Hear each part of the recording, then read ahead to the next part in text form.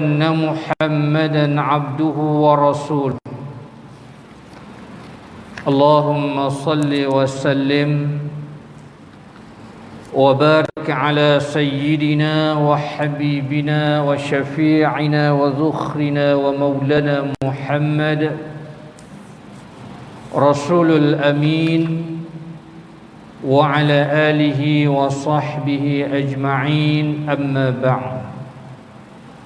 Saya hormati Al-Fadhil Tuan Imam, pengurusi serta seluruh pimpinan jawatan kuasa Takbir Surau Al-Amin, pimpinan-pimpinan masyarakat, para asatidzah, khususnya tuan-tuan para jemaah muslimin, muslimat, ibu-ibu, ayah-ayah yang dikasihi sekalian, mudah-mudahan kita semua sentiasa dirahmati, diberkati dan juga dilindungi di sisi Allah Subhanahu wa taala.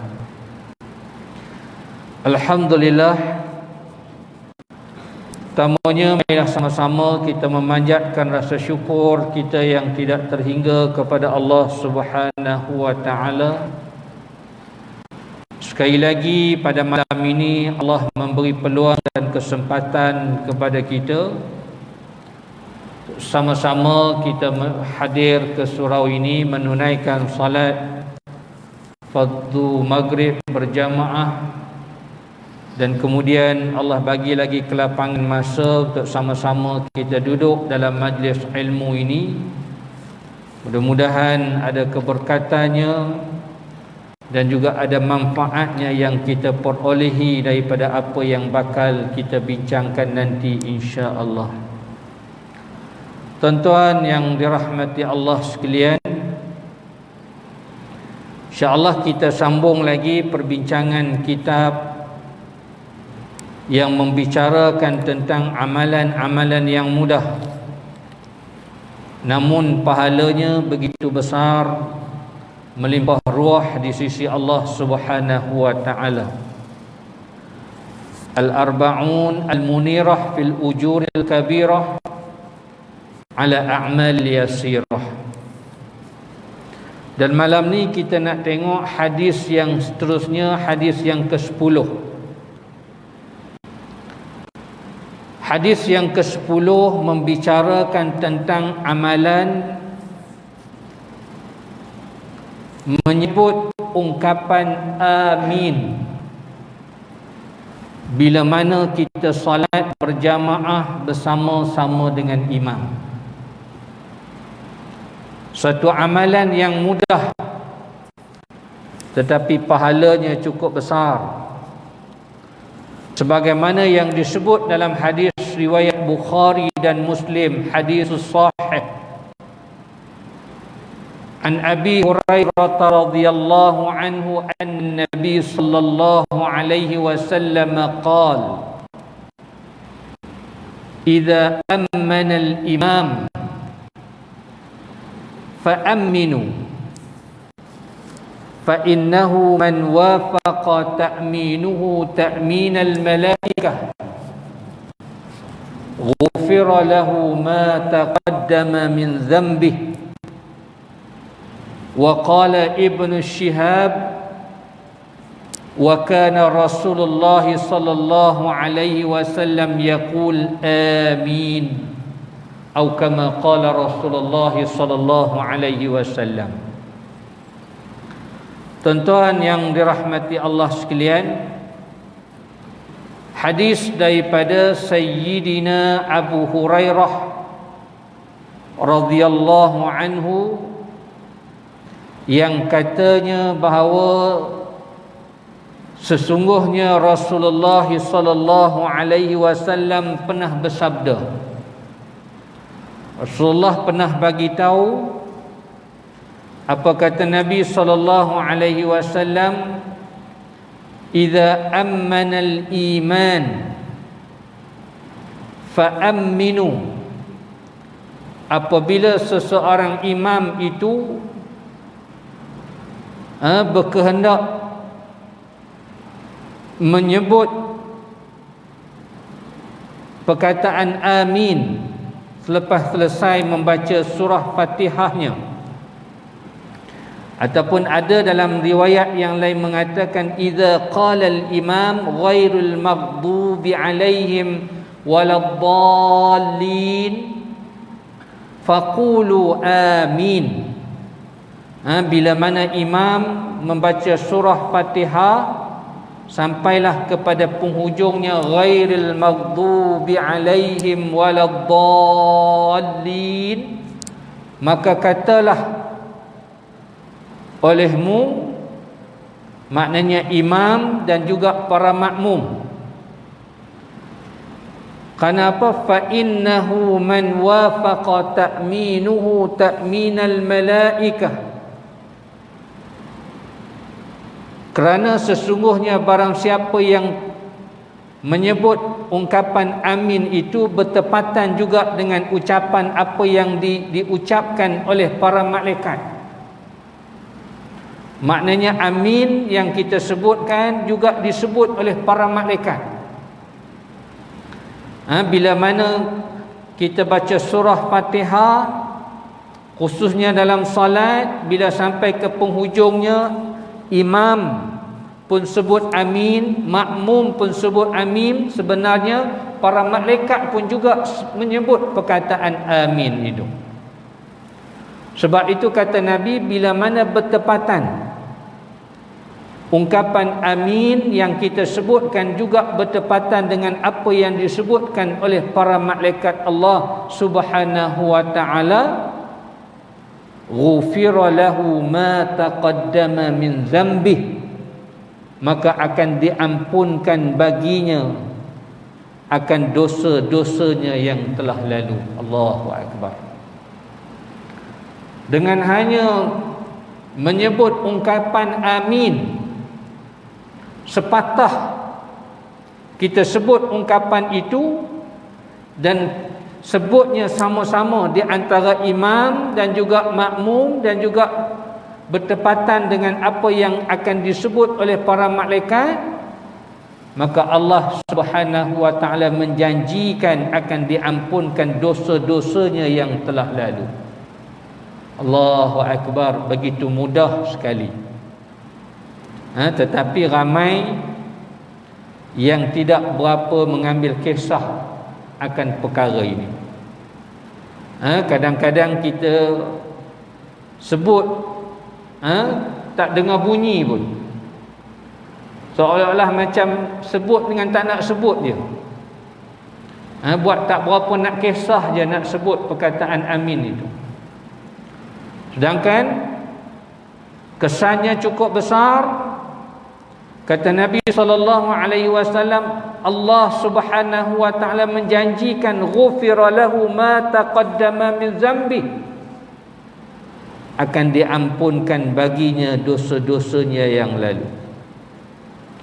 Dan berkata Ibnu Syihab, yang merupakan salah seorang perawi juga kepada hadis ini, dan telah berkata Rasulullah sallallahu alaihi wasallam dengan sabdanya amin ketika baginda Nabi sallallahu alaihi wasallam selesai membaca surah Al-Fatihah. Maknanya juga menjadi sunnah kepada kita bila mana kita membaca surah Fatihah, di akhirnya kita sebut perkataan amin. Jadi dua benda lah yang disampaikan di dalam hadis ini. Antara pengajaran yang dapat kita ambil daripada hadis ini, kata pengarang kita, yang pertamanya, para imam di dalam salat-salat jemaah, khususnya salat-salat yang bacaannya jahriyah, yang bacaan kuat, salat maghrib, salat isya dan juga salat subuh, itu dinamakan sebagai salat jahriyah.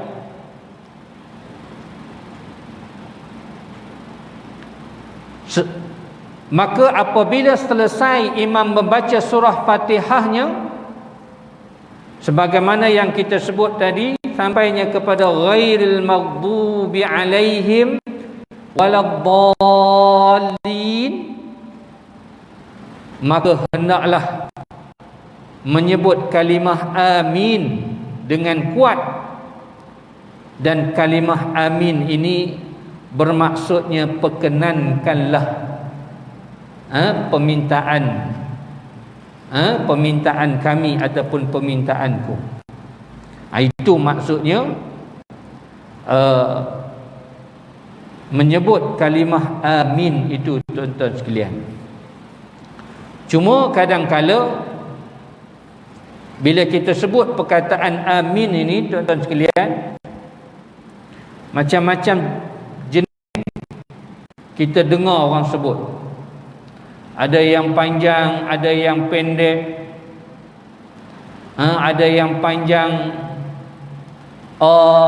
pendekkan min, ada yang pendekkan panjangkan min. Mana satu yang betul? Ya, walaupun amin ini bukanlah satu kalimat ataupun perkataan daripada ayat Al-Quran, maknanya dia terasing. Sebab itu kaedah menyebutnya, kata para ulama, kita kena berhenti seketika. Bila kita baca surah Fatihah dalam solat itu, ghairil maghdubi alaihim waladdallin, jangan terus sebut amin. Berhenti seketika. Untuk apa? Untuk nak membezakan bahawa amin itu bukan sebahagian daripada surah ataupun ayat-ayat daripada Al-Quran itu. Namun bila mana dia disebut dalam salat, maka seharusnya juga dia disebut dengan sebutan yang betul, dengan makna yang betul. Sebab bahasa Arab ni, tuan-tuan sekalian, dia unik dan istimewa.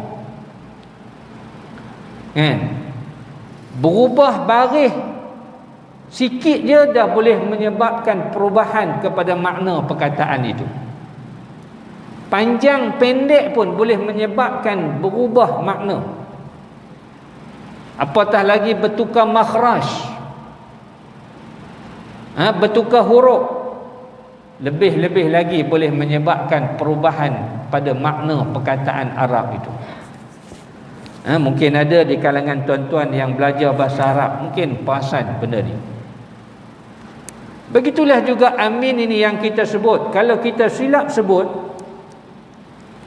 dia akan membawa maksud yang lain.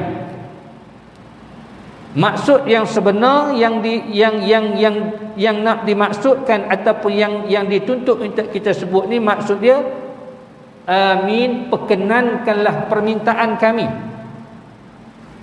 Tapi kalau kita sebut tak betul, umpamanya kita sebut tak panjang pun, pun tak panjang, min pun tak panjang, sebut amin. Kan malas nak sebut, nak ringkas punya pasal sebut amin. Bila sebut amin, tuan-tuan sekalian, dari sudut makna bahasa Arabnya, dia tidak membawa maksud yang dituntut kita sebut itu. Amin dalam bahasa Arab maksud dia aman. Kan? Kedah Darul Aman, kan? Aman tu. Amin tu maksud dia aman, bukan maksudnya perkenankanlah permintaan. Kalau kita tak panjangkan, sebab tu panjang pendek pada sebutan bahasa Arab tu membawa maksud yang berbeza. Sebab tu kadang-kadang bila baca Al-Quran, bila kita belajar tajwid, ditekankan benda tu, mana yang panjang, mana yang pendek. Kenapa? Silap sebut dia boleh membawa kepada perubahan makna. Macam kita kata tadi, kita sebut, malah nak sebut panjang-panjang, sebut pendek je, amin. Amin maksud dia dalam bahasa Arab aman. Dah tak betul. Ataupun kita panjangkan a saja, alif saja, tapi kita pendekkan min. Ikut bunyi sedap kan, rasa nak panjangkan kita pun sebut amin. Kan ada juga orang sebut macam tu, amin, pun membawa yang tak betul. Amin maksudnya meminta perlindungan, keamanan. Ya Allah, berilah keamanan kepada kami. Kan? Pun tak betul. Ataupun kita pendekkan nak panjangkan min pula. Ikut suka nak ubah-ubah kan. Amin. Kan? Ada juga orang sebut itu amin. Amin pun membawa maksud yang tak betul. Amin maksudnya jujur, amanah. Kan Nabi kita, Nabi Muhammad sallallahu alaihi wasallam digelar sebagai seorang yang al-amin, seorang yang jujur, seorang yang amanah. Tapi bukan itu yang dimaksudkan untuk kita sebut. Yang dimaksudkan ialah pun kena panjang, min pun kena panjang. Amin barulah membawa maksud perkenankanlah, kabulkanlah doa-doa kami ya Allah. Sebab tu nak sebut tu kena bagi betul. Sebab amin ini dia isim fi'il amar. Kalau orang belajar bahasa Arab yang bermaksud Allahumma stajib, ya Allah perkenankanlah, kabulkanlah permintaan kami. Jadi cara sebut dia pun kena panjang, min pun kena panjang. Amin. Cuma berapa banyak nak kena panjang? Bila tanya berapa banyak nak kena panjang, berapa harakat, ini tak dibincang dalam ilmu bahasa Arab. Ilmu bahasa Arab dia hanya sebut panjang pendek, dua tu je. Kan? Ataupun baris atas, baris bawah, baris depan. Sabdu ataupun mati. Panjang berapa kadar panjangnya? 1 harakat ke, 2 harakat ke, 3 harakat ke, 4 harakat ke, 5 harakat. Ini dibincang dalam ilmu tajwid. Yang tuan-tuan belajar tajwid, mat asli berapa harakat, mat arif li sukun berapa harakat, kan? Mat badal kan, mat badal berapa harakat, kan? Walaupun amin ini kata para ulama dia bukan sebahagian daripada ayat Al-Quran, tetapi oleh kerana kita baca dalam solat, maka dia juga mesti mengikut kaedah bacaan tajwid bagaimana yang kita baca Al-Quran itu. Baik itu di kalangan para ulama tajwid membincangkan amin ini dibaca dengan hukum tajwid apa.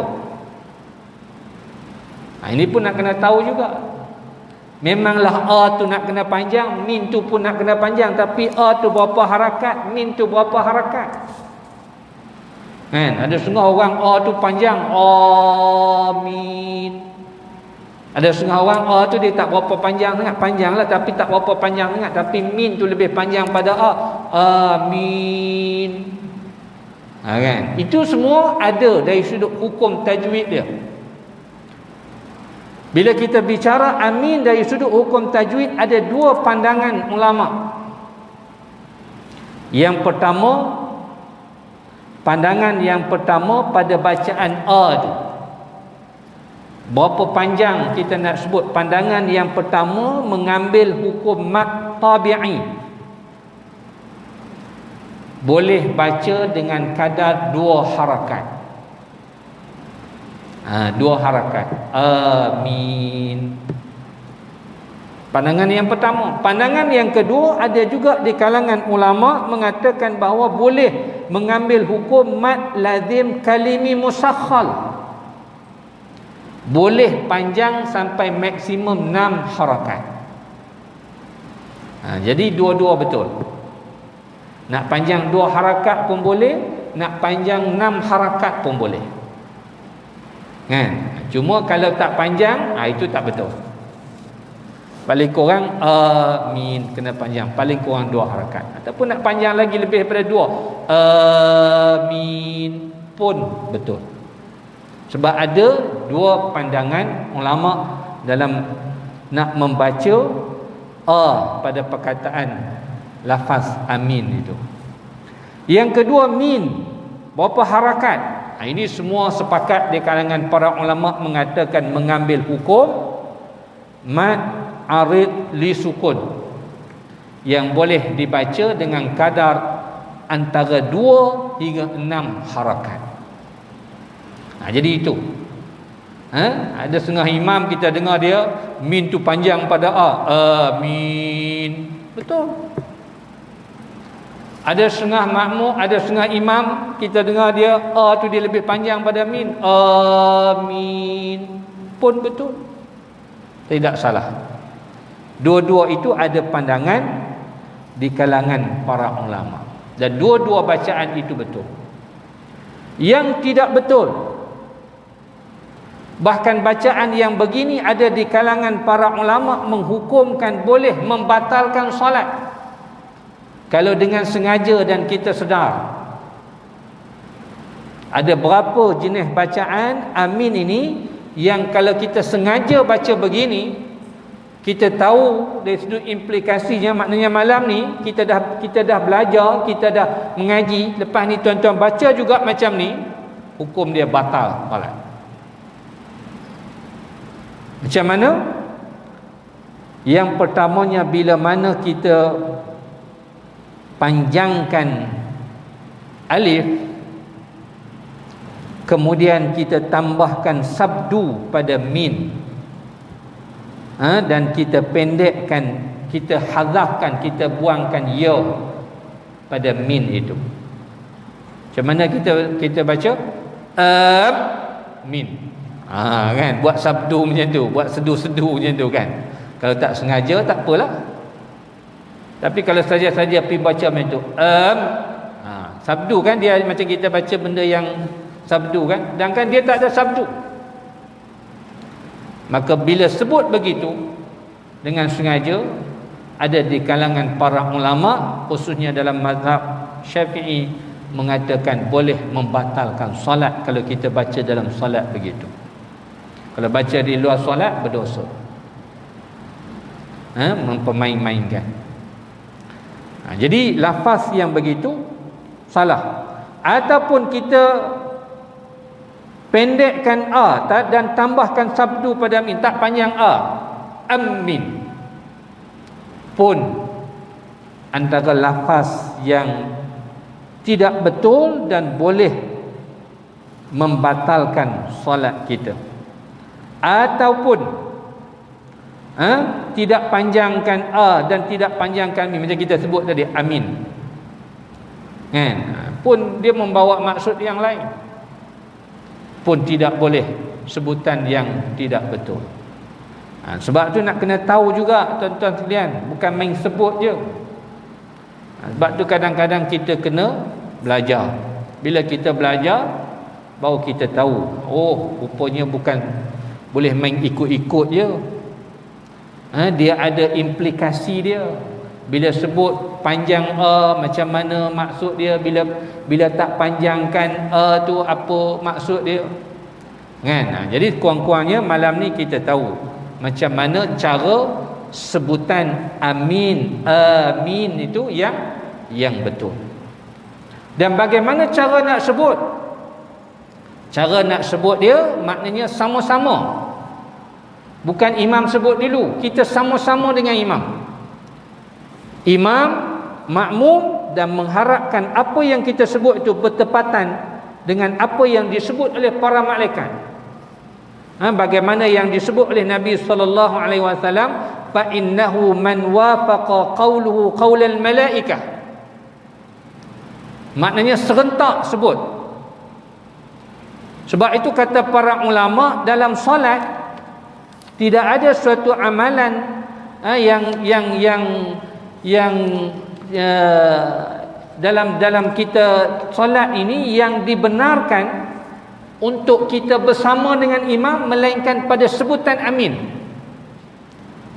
Yang lain semuanya kita kena buat selepas daripada imam buat. Sama ada takbiratul ihram, sama ada baca surah Fatihah, sama ada rokok, sama ada sujud, apa-apa bacaan yang lain, apa-apa perbuatan yang lain dalam solat, tak boleh kita menyamai imam, apatah lagi mendahului imam. Batal teruslah solat kita.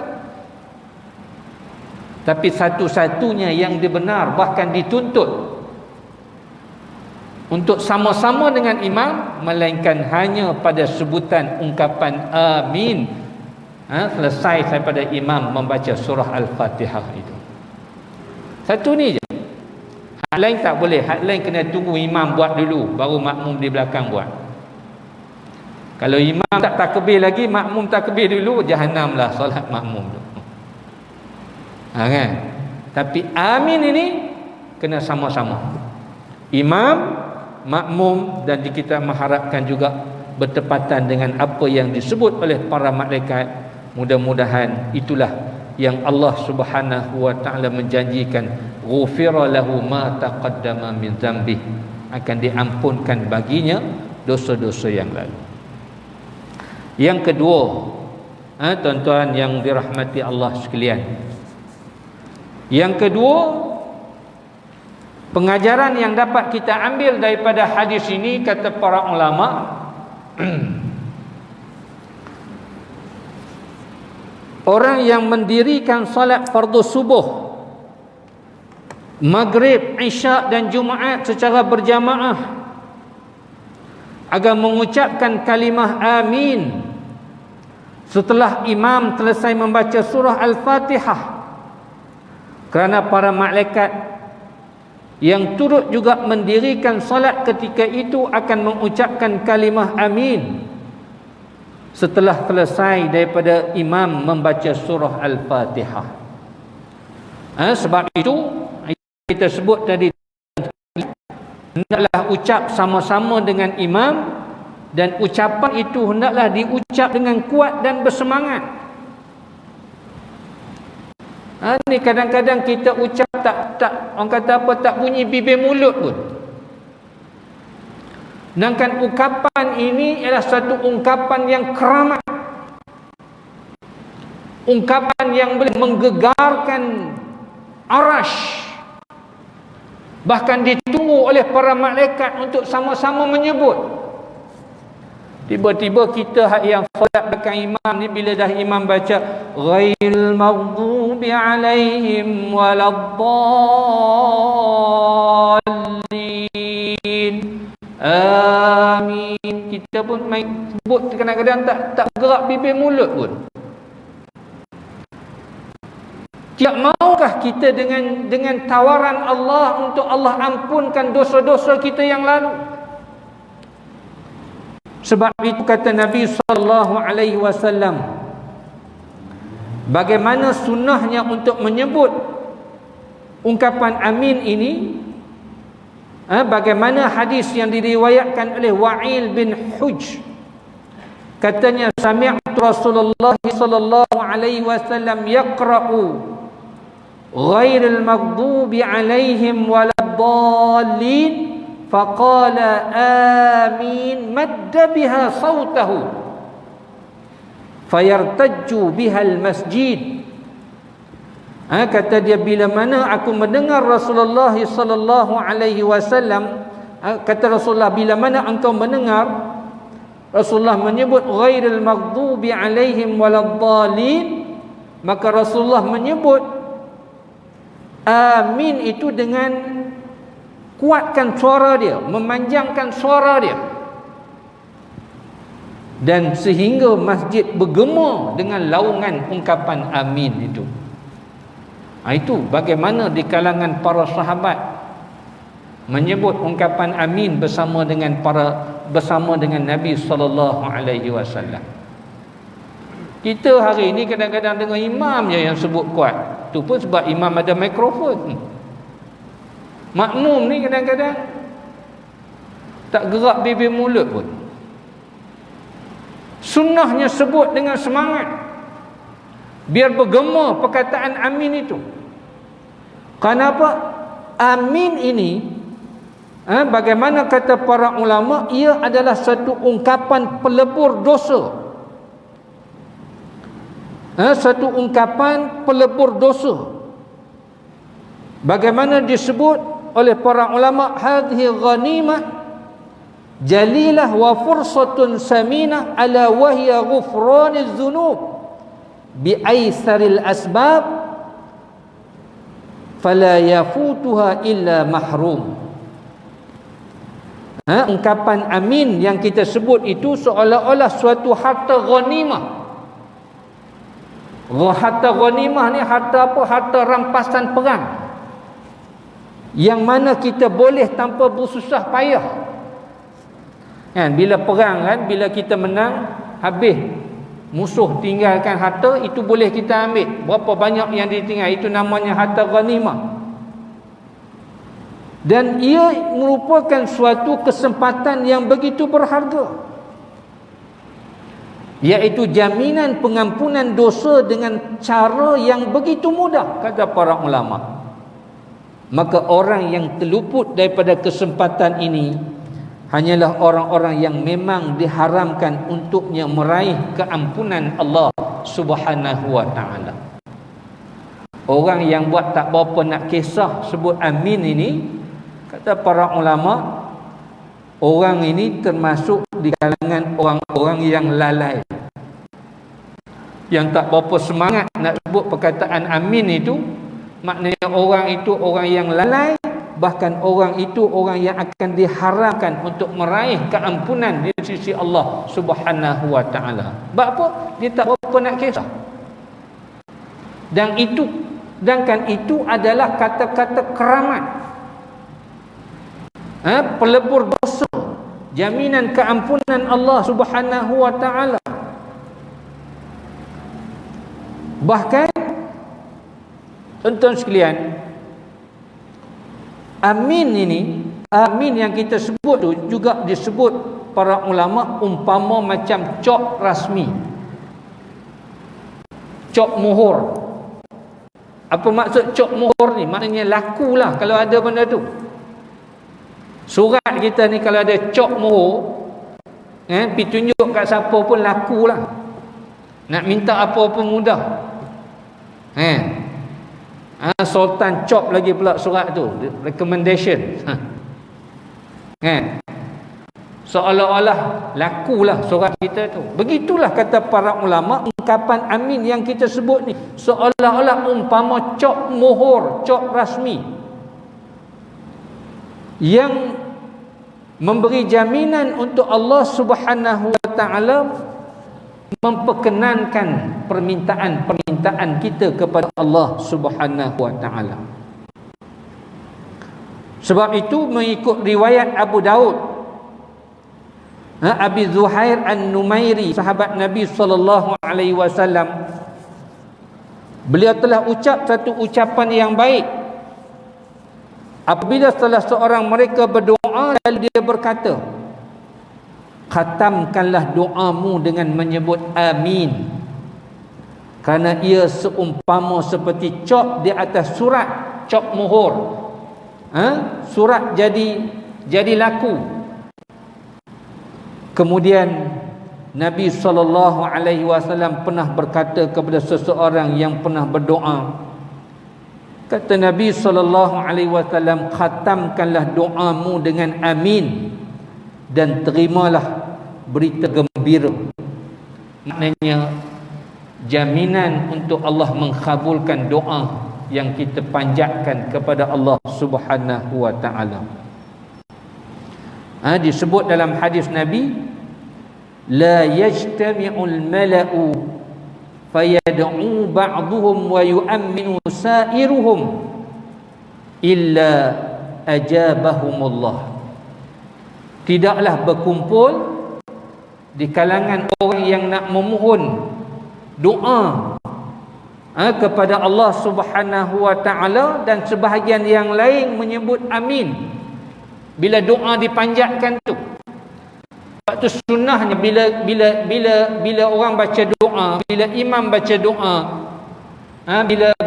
bila khalifah baca doa, kita yang angkat sama tangan ni sunnahnya menyebut amin.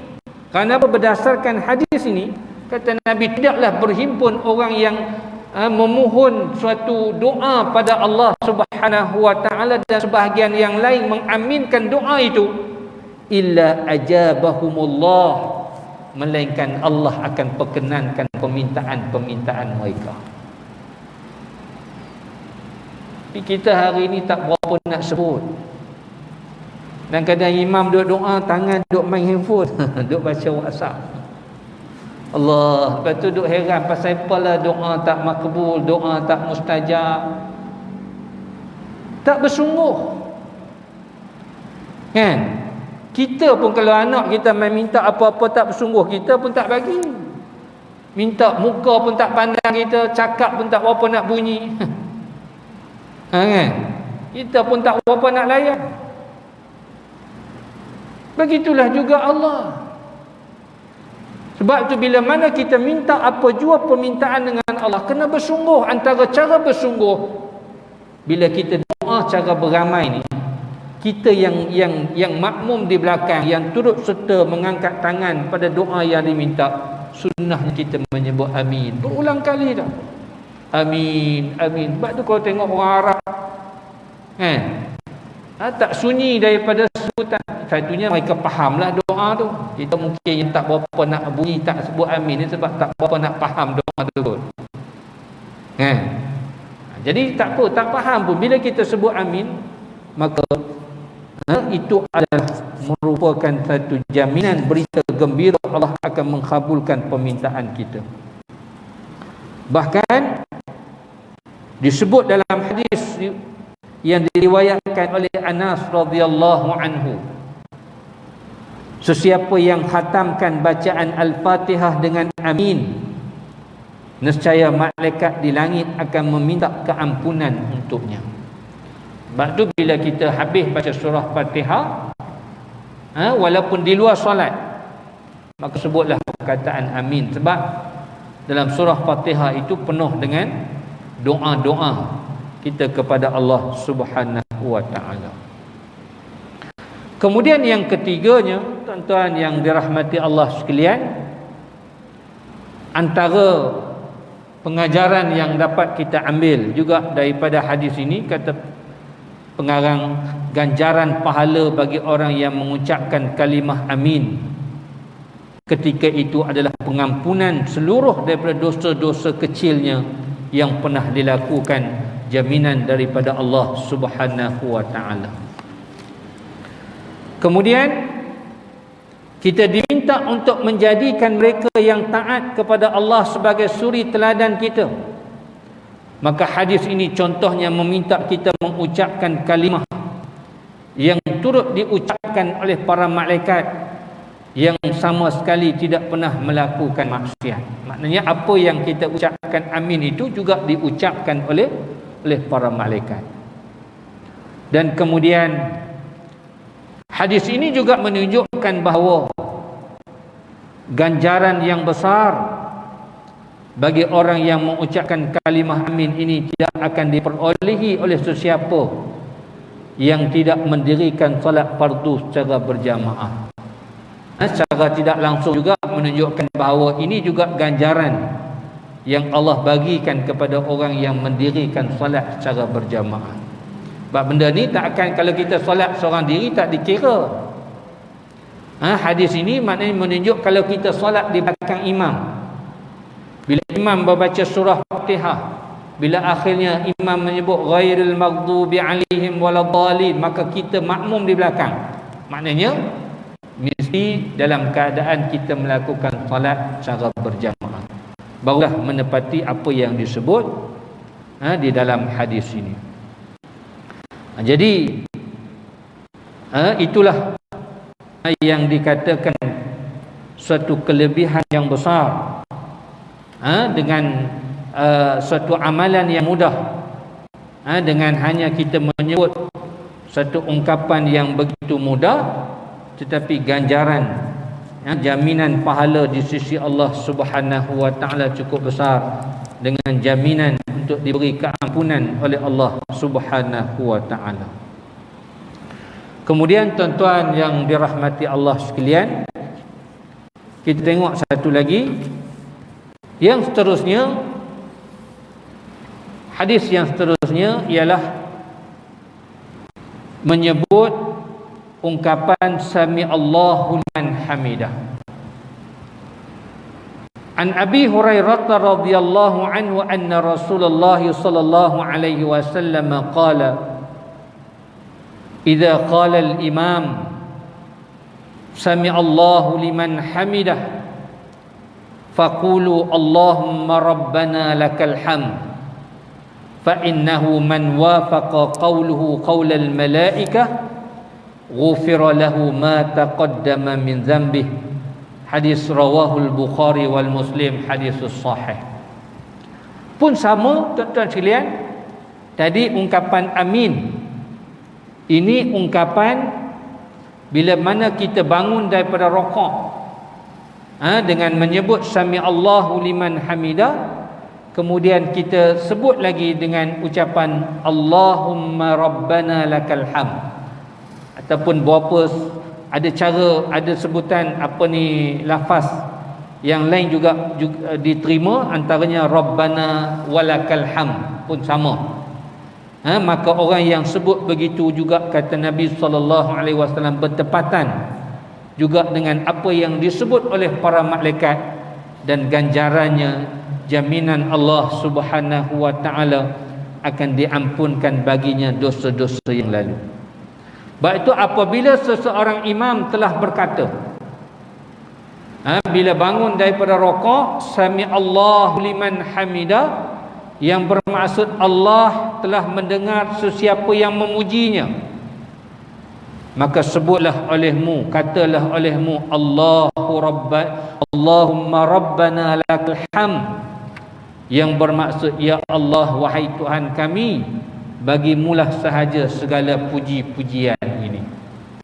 Kerana sesungguhnya barang siapa yang mengucap sedemikian itu bertepatan juga dengan apa yang diucapkan oleh para malaikat, nescaya akan diampunkan baginya dosa-dosa yang lain. Allahu Akbar. Jadi bila kita bangun daripada rakaat, tuan-tuan sekalian, bila imam sebut sami Allahu liman hamidah, maka kita juga dalam mazhab Syafi'i juga disunatkan kita juga menyebut sami Allahu liman hamidah. Lepas tu jangan berhenti situ saja, kita sambung lagi dengan menyebut Allahumma rabbana lakal hamd. Pun sama ganjarannya sebagaimana yang kita sebut ungkapan amin itu tuan-tuan. Cuma ada berapa lafaz yang boleh kita sebut, nanti kita akan tengok sedikit lepas pada azan. Nanti kita bagi laluan untuk azan, insya-Allah dipersilakan.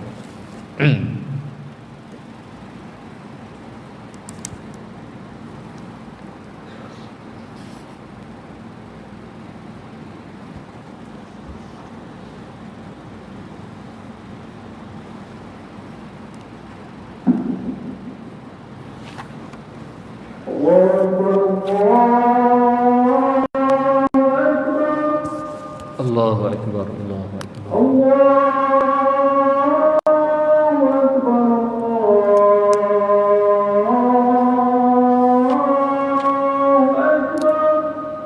Allahu Akbar.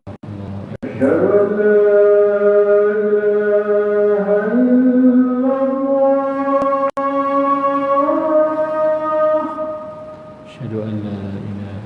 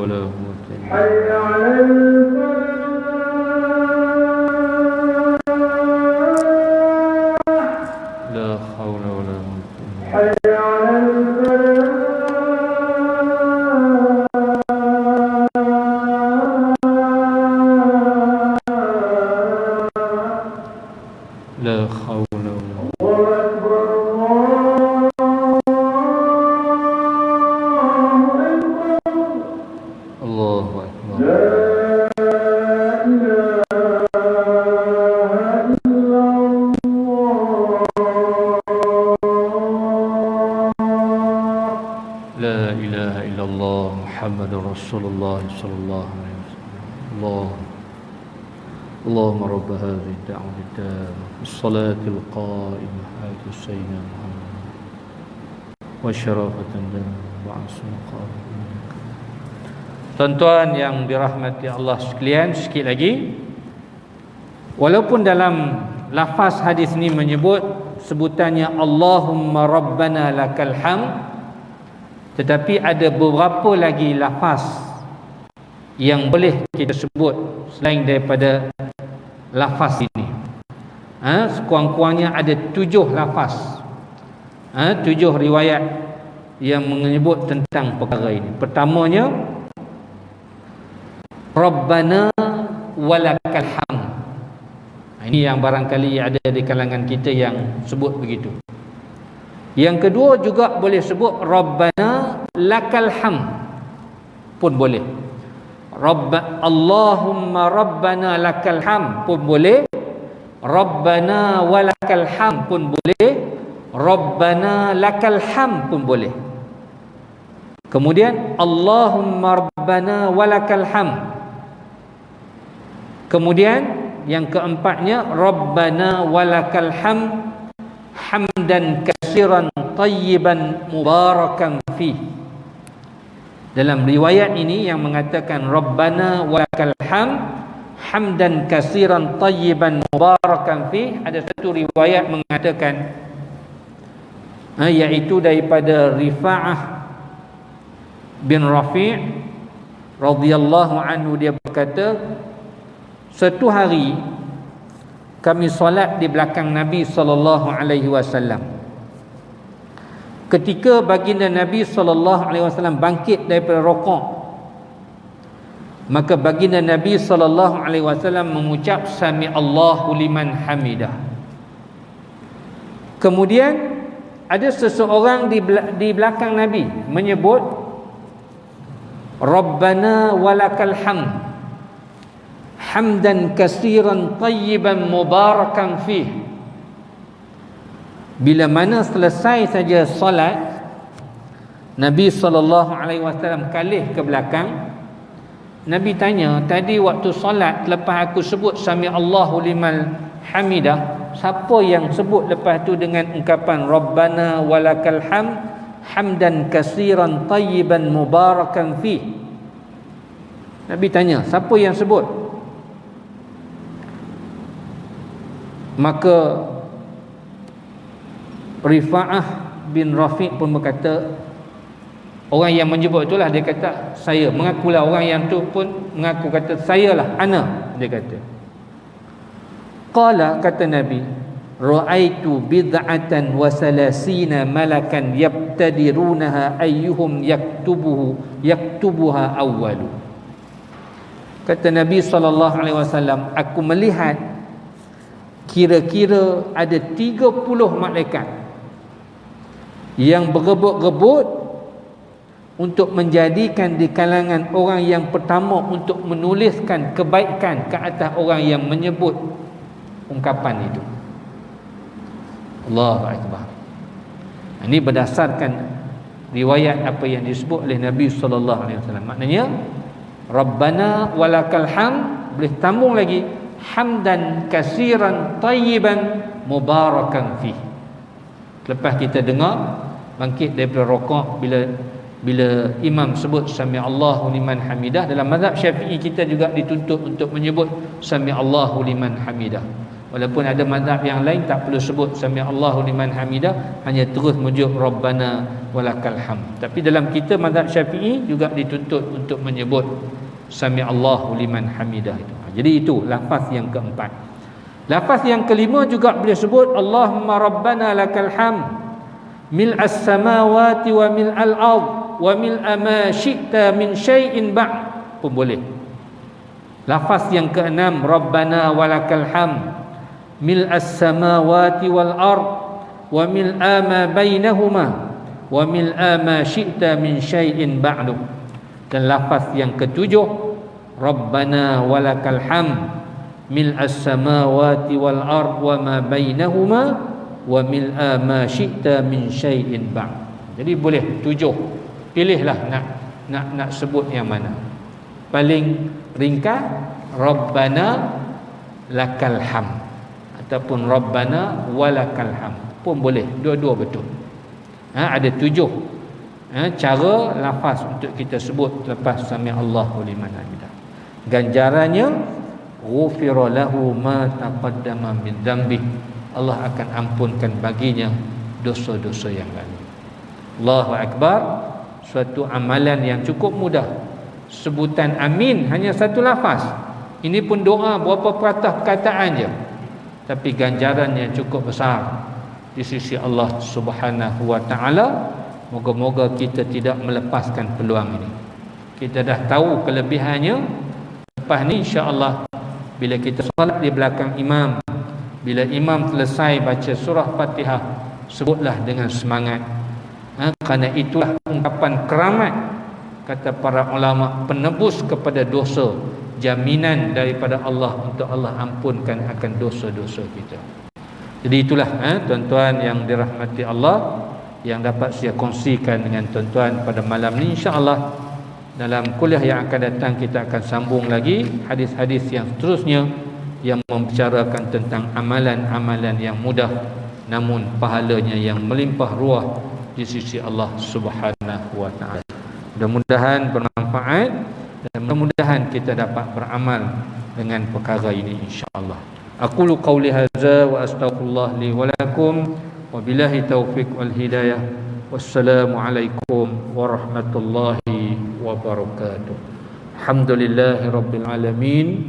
Salatu wassalamu ala asyrafil anbiya'i wal mursalin wa ala alihi wa sahbihi ajma'in. Allahumma anfa'na bima 'allamtana wa 'allimna bima yanfa'una. Allahumma faqihna fid din wa 'allimna bit ta'wil wahdina ila siratal mustaqim siratal ladzina an'amta 'alaihim minan nabiyyin was-siddiqin wasyuhada'i was-salihin walhamdulillahi rabbil alamin. Taqabbalallahu minkum minna wa minkum.